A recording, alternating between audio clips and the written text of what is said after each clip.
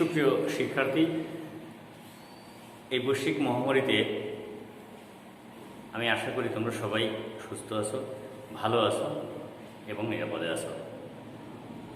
আমি জানি এই সময়ে স্কুল এবং শিক্ষা প্রতিষ্ঠানগুলি বন্ধ থাকার কারণে তোমরা সবাই পড়াশোনাটাকে একটু একটু ঘাটতি থেকে গেছে।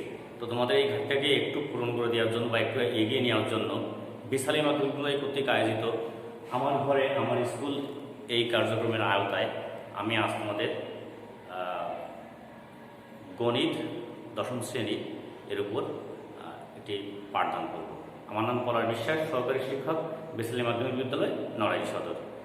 তো চলো প্রিয় শিক্ষার্থী, আমরা পাঠে ফিরে যাই।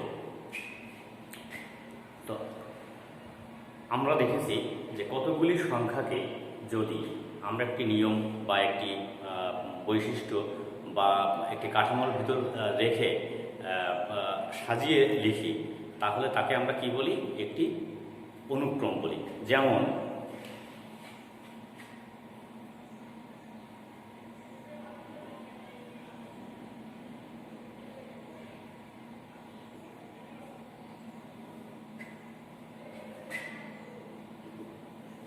এখানে আমি কতগুলি সংখ্যা দেখতে পাচ্ছি। সংখ্যাগুলি হলো 3, 7, 11, 15। তো লক্ষ্য করে দেখি, এখানে আমরা সংখ্যাগুলো এমনভাবে সাজিয়েছি যে পাশাপাশি দুইটি পদের অন্তর অর্থাৎ বিয়োগফল সবসময় একই থাকে। অর্থাৎ 7 থেকে যদি 3 বিয়োগ করি তাহলে এখানে বিয়োগফল কত? 4, এখানে বিয়োগফল 4, এখানে বিয়োগফল 4।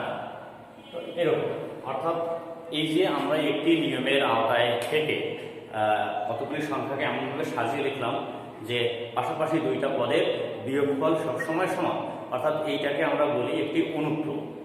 এটাকে বলি কি? অনুক্রম।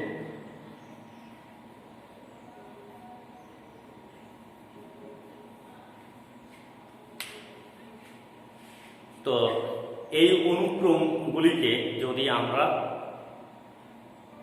একটি যোগ বা বিয়োগ চিহ্ন, এই দুইটি সম্পর্ক চিহ্ন দিয়ে যদি আমি প্রকাশ করি বা লিখি, তাহলে তাকে আমরা বলি একটি তাকে বলি ধারা। অর্থাৎ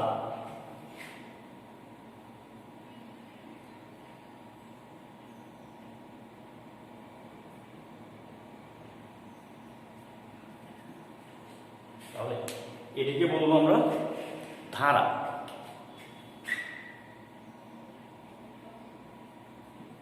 তো আমরা দেখতে পাচ্ছি এপাশে ডট ডট দিয়ে প্রকাশ করা হয়েছে যে সংখ্যাগুলো সসীম নয়, অর্থাৎ এটা অসীম পর্যন্ত বিস্তৃত। তো ধারাটা তখন দুই ভাগে ভাগ করা যায়, একটা সসীম ধারা, একটি অসীম ধারা। আমরা আজ শুধুমাত্র সসীম ধারা নিয়ে আলোচনা করব। তাহলে আমাদের আজকের পাঠ সসীম ধারা। এটাও দশম শ্রেণীর 13তম অধ্যায় থেকে পাঠদান করছি।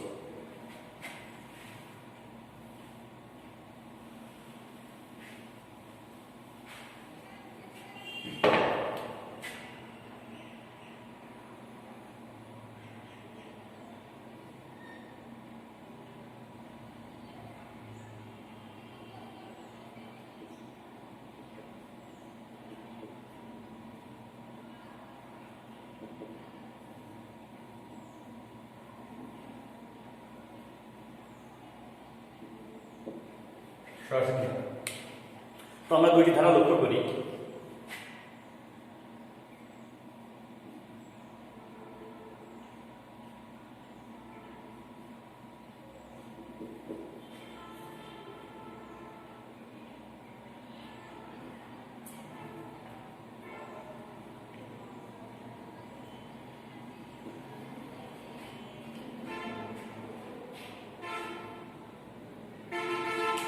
এইখানে আমি দুইটি ধারা লক্ষ্য করি, যদিও দুইটি ধারা এখানে সসীম না, এটা অসীম দিয়ে অসীমই লেখা হয়েছে।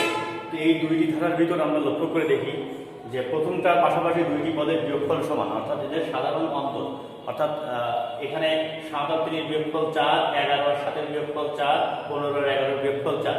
আবার দ্বিতীয় ধারাটিকে আমরা লক্ষ্য করে দেখি যে প্রথম পাশাপাশি দুইটি পদের অনুপাত অর্থাৎ ভাগফল 9/3 = 3, 27/9 = 3, 81/27 = 3। অর্থাৎ এখানে অনুপাত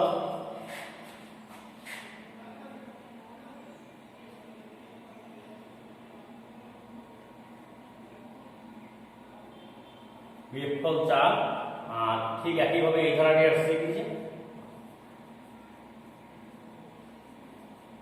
অনুপাত 3।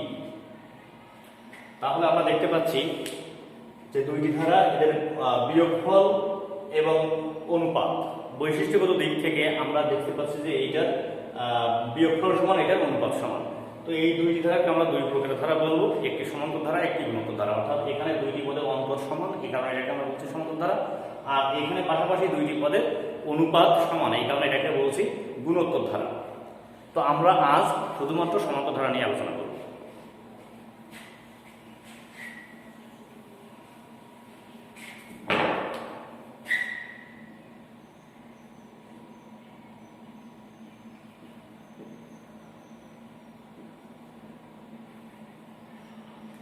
তো আমরা জেনেছি যে কোনো ধারা যদি পাশাপাশি দুইটি পদের বিয়োগফল সমান হয় তাহলে এই ধারাটিকে আমরা বলি সমান্তর ধারা। তো এই সমান্তর ধারার আমরা যে কোনোতম পদ নির্ণয়ের কাজটি করব আজ আমরা। অর্থাৎ ধরি কোনো সমান্তর ধারার প্রথম পদ এ,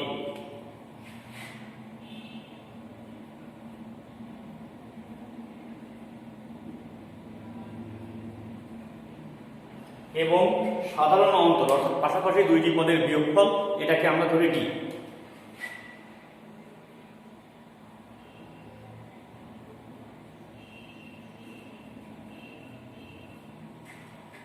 তাহলে আমরা ধারাটিকে লিখতে পারি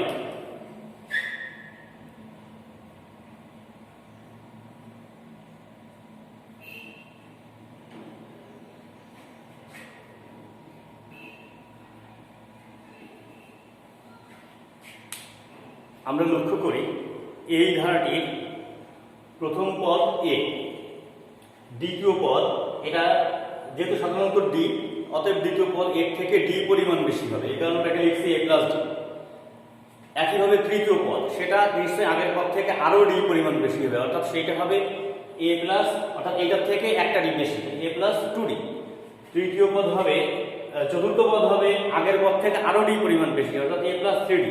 তো এইভাবে যদি আমরা এগিয়ে যেতে থাকি তাহলে আমাদের অষ্টম পদে যে কি হবে, অষ্টম পদে যে অর্থাৎ আমরা এখন লক্ষ্য করি প্রথম পদে ডি নেই অর্থাৎ 0টি, দ্বিতীয় পদে ডি 1টি, তৃতীয় পদে ডি 2টি, চতুর্থ পদে ডি 3টি।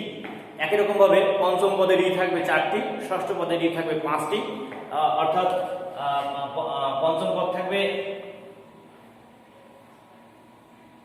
পঞ্চম পদ এ প্লাস 4d, ষষ্ঠ পদ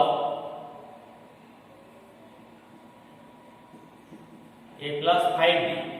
অর্থাৎ যততম পদ আমি বের করছি ডি এর সংখ্যা তার থেকে একটি কম হচ্ছে, এ প্লাস তার থেকে একটি কম ডি। অর্থাৎ আমরা এটাকে লিখতে পারি এ প্লাস পঞ্চম পদ 5 মাইনাস 1 ইন্টু ডি, এটাকে লিখতে পারি এ প্লাস 6 মাইনাস 1 ইন্টু ডি। একই রকম ভাবে এই ধারাটির যদি আমি 15তম পদ লিখি তাহলে কি হবে যে 15তম পদ এ প্লাস 15 মাইনাস 1 ইন্টু ডি। অতএব আমি এই ধারাটির n-তম পদ সম্পর্কে তাহলে কি বলতে পারি, সেটা হলো n-তম পদ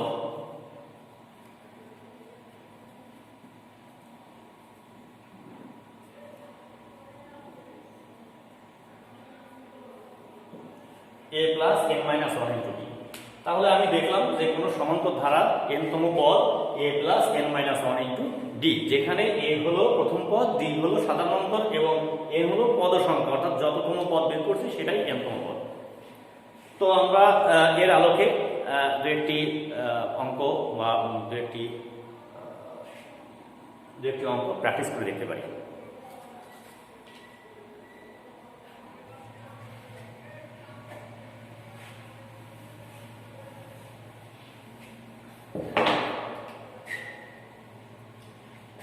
মনে করি একটি সমান্তর ধারা হলো 5 প্লাস 8 প্লাস 11 প্লাস 14 প্লাস, এটি একটি সমান্তর ধারা। তো এই ধারাটি আমি সাপোজ এটা আমি 20তম পদ বের করব, অর্থাৎ প্রথম পদ 5, দ্বিতীয় পদ 8, তৃতীয় পদ 11, চতুর্থ পদ 14। এভাবে যদি আমি হিসাব করে করে বের করতে থাকি, এর সাথে আরো 3 যোগ করলে পরবর্তী পদটি পাওয়া যাবে। যদি হিসাব করি তাহলে 20তম পদ বের করতে আমার অনেক সময় লেগে যাবে। কিন্তু যদি আমি সেই nতম পদের সূত্রটি, অর্থাৎ সূত্রটি ছিল যে nতম পদ সমান a plus n minus 1 into d, এই সূত্রটি ব্যবহার করতে খুব সহজেই আমি অঙ্কটি করে ফেলতে পারবো। তো আমরা লক্ষ্য করি এখানে পাশাপাশি দুইটি পদের অন্তর সমান, অর্থাৎ এখানে 3, এখানে 3, এখানে 3। তাহলে লিখতে পারি এটি একটি সমান্তর ধারা। তো প্রথম পদ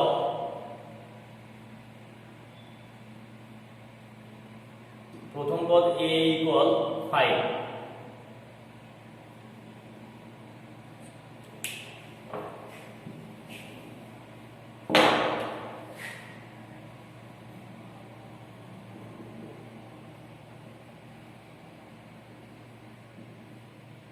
সাধারণ অন্তর d সমান 8 মাইনাস 5 ইকুয়াল 3। এর মানটা পেয়েছি, d এর মানটা পেয়েছি। অতএব n তম পদ সমান a plus n minus 1 into d, অর্থাৎ এখানে আমরা এর মান পেয়েছি,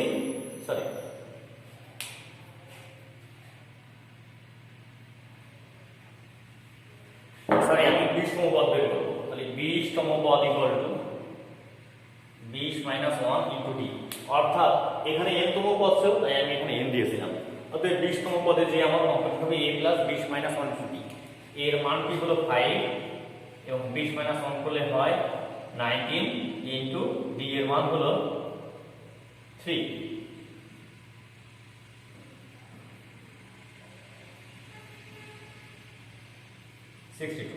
তাহলে এই ধারাটির 20তম পদ হবে 62। তো এইভাবে আমরা একটি ধারা দেওয়া থাকলে অন্য একটি ওই ধারাটির যে কোনো পদ নির্ণয় করতে পারি। আমরা এই ব্যাপারে আরো একটি অনুশীলন করতে পারি, অর্থাৎ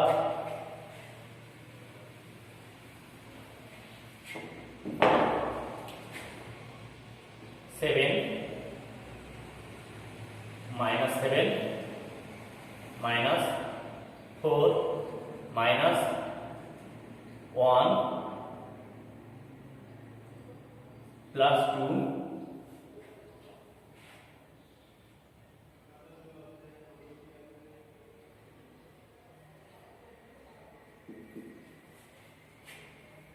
এটি একটি সমান্তর ধারা। এখানে এই দুইটি পদের অন্তর 3, এর অন্তর 3, এই দুইটি পদের অন্তর 3, এটি একটি সমান্তর ধারা। তো লিখতে পারি এটি একটি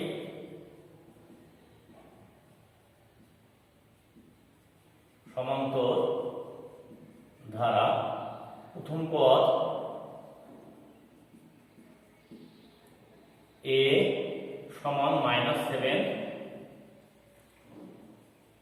সাধারণ অন্তর d সমান -4 মাইনাস -7, অর্থাৎ -4 প্লাস 7 ইকুয়াল 3। সুতরাং এই ধারাটির আমি সাপোজ আমি 15তম পদ বের করব, 15তম পদ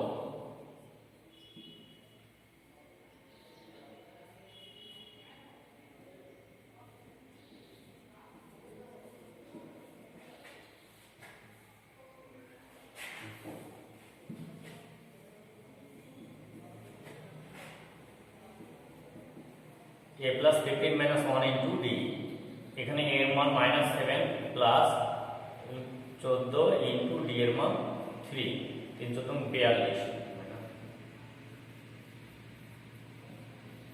35। তাহলে এই ধারাটির n তম পদ 35। তো প্রিয় শিক্ষার্থী, আমরা কিভাবে একটি সমান্তর ধারার n তম পদ নির্ণয় করতে হয় সেটা শিখলাম। তো আমরা এর আলোকে অবশ্যই বাসায় কয়েকটি কাজ অনুশীলন করব এবং পরবর্তী পার্টে আমরা এই অধ্যায়ে বাকি জিনিসগুলো সম্পর্কে আলোচনা করব। সবাই ভালো থেকো, সুস্থ থেকো, এই কামনায় আজ এখানে শেষ করছি।